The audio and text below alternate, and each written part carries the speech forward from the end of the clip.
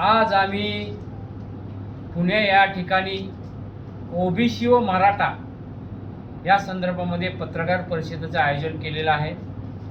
महाराष्ट्रामध्ये ओबीसी वेगळा आणि मराठा वेगळा झाली अशी समजूत किंवा असा मेसेज महाराष्ट्रामध्ये गेला असल्यामुळं तो भरून काढण्यासाठी आजपासून आम्ही ओबीसी व मराठा एकत्र काम करणार आहोत।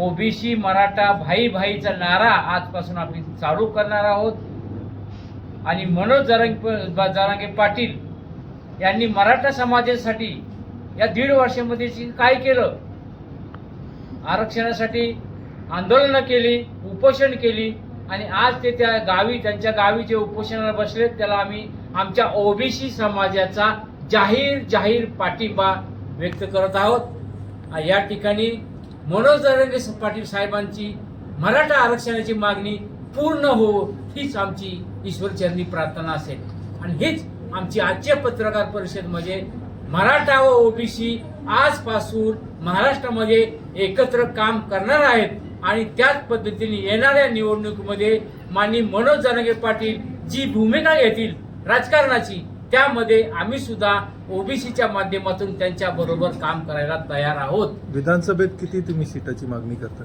आम्ही मनोज जरांगे पाटील साहेबांना, माननीय वाजेद खान साहेब आणि माननीय गणेश मस्के सर हे त्यांचे ॲडव्होकेट यांच्या वतीनं आम्ही मनोज जरांगे पाटील साहेबांच्याकडे येत्या काही दिवसामध्ये जाऊन त्यांच्याकडे आम्ही ओबीसींना जवळजवळ 25 सीटाची मागणी करणार आहोत आणि आमचं जे ओबीसींचं जे राजकीय पुनर्वसन आतापर्यंत झालं नसल्यामुळं ते पूर्ण करण्यासाठी आम्ही मनोज जरांगे पाटील साहेबांच्याकडे ही मागणी करणार आहोत आणि ही मागणी आमची मनोज जरांगे पाटील साहेब मान्य करतील अशी आशा व्यक्त करतो। ठीक.